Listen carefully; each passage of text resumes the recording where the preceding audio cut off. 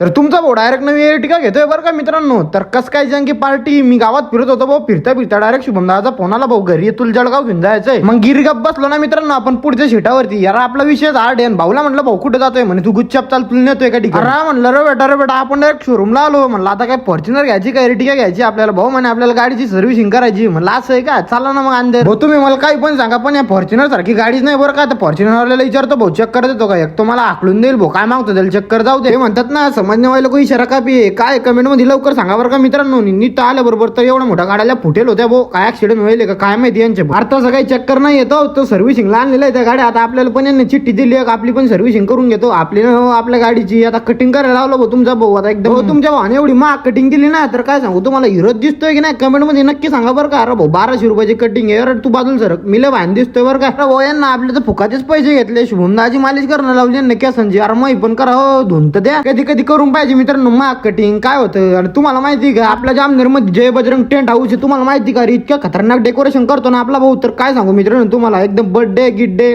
Fire gun gear gun एकदम. मित्राशी contact करा तुम्ही लवकर आणि बघा त्याचं काय शेड्यूल आहे तर.